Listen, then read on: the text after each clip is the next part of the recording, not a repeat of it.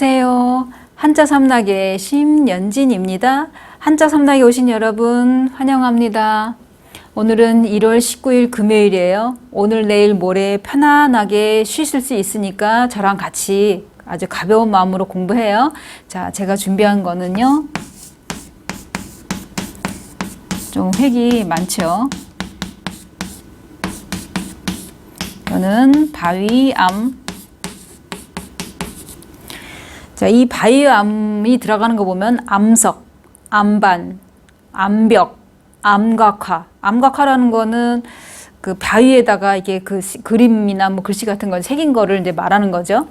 그러면은 여기에 바위암이라는 거는 바위는 주로 산에 많죠. 그죠? 뭐 물론 바다에도 있고 그러는데 주로 산에 많고, 그 다음 밑에 있는 걸 따지고 보면은 이거는 엄자이고, 또 여기에서 요것만 따지고 보면은 이거는 감이에요. 이 바위암은 이제 산이 부수니까 요거를 뺀 나머지 보면은 다 받침이 미음으로 나오잖아요. 이게 형성문자예요. 그런데 이제 형성문자지만, 자, 산에 굳센 모습, 우리가 사람으로 말하면 엄하다, 뭐 엄한 부모님 밑에 자랐다, 이제 이런 얘기도, 이게 우리 옛날에 우리 세대들은 부모님이 정말 엄하게 키웠잖아요. 특히 아버지가 잘못하면 회초리를 들고 막 이렇게 엄하다 할 때, 사람으로 따지면 엄하다 그러면 그런 뜻으로 쓰인다면 이제 지금 산의 바위를 말하는 거예요. 그러니까 굳센 모습이라는 거는 바위를 정말 누군가 정말 다이너마이트로 터뜨리지 않은 한은 그 자리에 그대로 있잖아요. 항상 그 자리에. 워낙 크니까, 또 돌이 아닌 바위다 보니까 그 변하지 않는 그런 모습으로 있다 보니까 굳센 모습으로 서 있는 바위다, 이제 이렇게 설명이 돼 있어요. 이 자전에 보면은 자원 설명에. 그러면 요 놓고 보면 이거는 그 감인데, 이 산을 뺀 나머지 보면은 엄자잖아요. 그죠? 엄할엄도 이미 다 설명해 드렸어요. 그러면 여기서는 엄하다라는 것이 사람으로 비유를 들자면은 말 그대로 엄하다라는 거지만, 그 여기처럼 사물을 지금 가리킨 거예요. 바위라는 거를. 거기서는 굳센 모습이다, 이렇게 기억을 하시면 되고, 이 엄할엄이나 감은 이미 제가 다 설명을 해드렸기 때문에 참고하시면 되고, 이거는 그냥 지금 여기서는 설명을 맺을게요. 이것만 빼면은, 이 산만 빼면 우리가 이미 다 배운 거고, 이걸 줄여서 쓰면은, 이 바위암을 줄여서 쓰면은 이렇게 쓰면 돼요. 돌석. 산 밑에다가 돌석만 쓰면은 바위암인데, 이거는 약자라고 기억을 해 두시면 돼요. 그 다음에 두 번째로 넘어갈게요.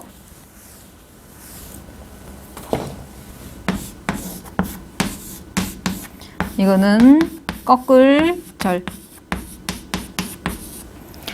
자, 이 거꿀절이 들어가는 거 보면 절지, 가지치기. 여기에다가 가지자 쓰면은 가지를 이제 자른다는 거니까 가지치기를 하는 거고, 이제 저는 한자를 가지 뻗기로 나가는데, 이거는 가지를 이제 치는 거를 이제 말할 때 절지 이렇게 얘기하고, 그다음에 골절, 곡절.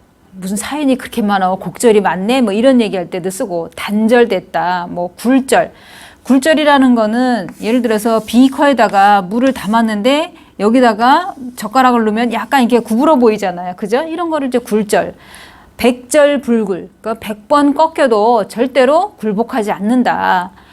옛날에 이게 독립운동 했던 우리 선현들을 보면, 이제 만약에 이제 잡혀갔으면 독립운동 한 사람들이 중에 이제 누군가 잡혀갔어요. 그러면 같이 독립운동 한 사람 이름을 대라. 그럼 넌 풀어주겠다. 그러면 대개는 그렇게 날 풀어준다 하더라도 분명히 이제 이건 다른 사람을 잡아들이기 위해서 하는 거기 때문에 끝까지 얘기를, 유관순 열사 그랬다 그러잖아요. 끝까지 얘기 안 해서 고문당에다가 이제 돌아가셨잖아요. 그런 것처럼 백절불굴, 100번 꺾여도 절대로 굴복하지 않는다. 우리 역사를 딱 보면은 그 나라에 어떤 위급한 일이 있고 변란이 있고 전쟁이 있고 이랬을 때 그 끝까지 지켰던 그런 사람들 보면은 그 의지가 정말 대단하잖아요. 그죠? 백절불굴이 그 독립운동했던 분들이나 아니면은 뭐 임진왜란이라든지 이런 전쟁 속에서 굳건히 나라를 지킨 사람들을 보면은 이 사자성어 백절불굴이라는 게 딱 떠올라요. 그죠? 그러면 여기에 보면은 자, 손이 나와 있어요. 그 다음에 옆에 있는 거는 도끼 근자잖아요. 그죠? 이거는 손이고 이거는 도끼근이고. 그렇다면 이 뜻은 뭐냐면 도끼를 들고, 손이 나왔잖아요. 도끼를 들고 나뭇가지를 찍는다. 나무를 찍든 나무 가지를 찍든 간에 그렇다면 이게 꺾일 거 아니에요. 계속 하면. 우리도 왜 10번 찍어 안 넘어가는 나무 없다. 그럼 나무가 있으면 나무를 찍든지 아니면 가지치기를 하든지 간에 이거를 그 가지를 꺾든지 아니면 그 기둥이 꺾인다든지 이런 거를 말하는 거죠. 그럴 때 꺾을 절은 그래서 이거 같은 경우에 만약에 여기다가 책받침을 딱 집어넣으면은 갈서 이게 왜 누구누구가 서거했다 뭐 이런 얘기할 때 죽음을 의미하는 거잖아요. 꺾이는 거니 나무도 완전히 두동강 나면 꺾이는 거는 이제 더 이상 살 수가 없잖아요. 그죠? 이 그 꼭대기에 살짝 가지치기 했다면 모르지만 밑둥을 잘라버리면 살 수가 없잖아요. 그래서 꺾을절이라는 거는 이 손으로 도끼를 들고 이제 그 나무를 찍어낸 거를 이제 말하는 거죠. 그 다음에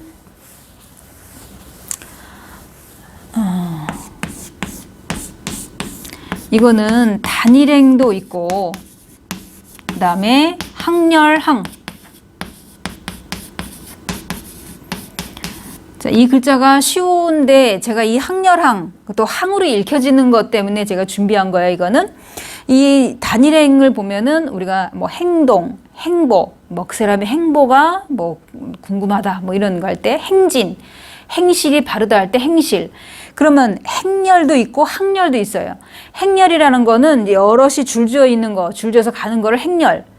이사 가는 행렬, 전쟁에 뭐 피난 가는 행렬이 뭐 끝도 없이 서 있다. 뭐 이래 될 때는 그런 행렬이라고 읽는데 그러면은 항렬이라고 하면은 이거는 이런 단어 뜻을 보면 뭐냐면은 어떤 친족 집단에서 그러니까 세대 관계를 갖다가 나타내는 어떤 서열을 말하는 거죠. 그러면은 예를 들어서 여기 이제 할아버지가 계시다면 할아버지의 만약에 동생, 작은 할아버지 계시고 만약에 큰 할아버지 계시다. 그럼 여기 같은 학렬이고 그다음에 여기에 할아버지의 아들, 그러니까 나의 아버지가 된다고 그러면은 아버지가 있고 예를 들어서 작은 아버지가 있고 큰 아버지가 계시다. 그럼 여기는 같은 학렬이고 일단 나를 기준으로 한다면 내 형제 이런 사람들은 또 같은 학렬이고 내 자식이 있다. 그럼 이 사람들이 이런 거를 학렬이라고 얘기하는 거죠. 이렇게 갈 수는 없고 이렇게 같이 동등한 관계로 이제 가는 거죠. 그러면 여기에서는 이제 이런 걸 학렬이라고 얘기하는데, 그냥 상식적으로 하나 더 설명을 드리면은, 여기 기러기 안자에다가 단일행자를 쓰면은 이거는 안항으로 읽어야 돼요. 안행으로 읽으면 안 되고 안항으로 읽어야 돼요. 그럼 안항이라는 건 무슨 말이냐? 쉽게 말하면 그대로 직역을 하면은 기러기 행렬이에요. 근데 기러기 행렬은 이게 직역을 말할 때 쓰는 거고, 이거를 속뜻으로 말한다면 뭐냐면, 남의 형제를 높여 부를 때, 그러면은 예를 들어 저기 지금 누군가가 이제 저를 향해서 오고 있어요. 그러면 이제 내가 그 사람을 향해서 얘기할 때 안항은 안 오십니까? 그러면 너의 형제들은 안 오냐? 이런 거를 높여서 말하는 거죠. 이런 거는 형제, 남의 형제를 높여서 표현할 때는 이거는 안항이라고 읽어야지 안행으로 읽으면 안 된다 이런 얘기예요. 그러면 여기서도 항렬 같은 경우에는 그 항렬 그러면 여기다가 이렇게 쓰면은 항렬이다 할 때는 아까 얘기한 것처럼 세대 간의 어떤 세대 관계를 놓고 봤었을 때 서열을 나타내는 건데 아까 항렬, 행렬 할 때는 한자가 똑같이 이거에다 이걸 쓰는데 행렬을 읽느냐 항렬로 읽느냐에 따라서 전혀 뜻이 다르기 때문에 그걸 꼭 기억을 해 두시면 돼요. 자, 그러면 제가 준비한 이 세자 여기서 마치고 자, 토요일 날은 제가 고사성어를 준비했습니다. 기대해 주시고요. 내일 또 뵙겠습니다. 지금까지 한자 삼락의 심연진이었습니다. 안녕히 계세요.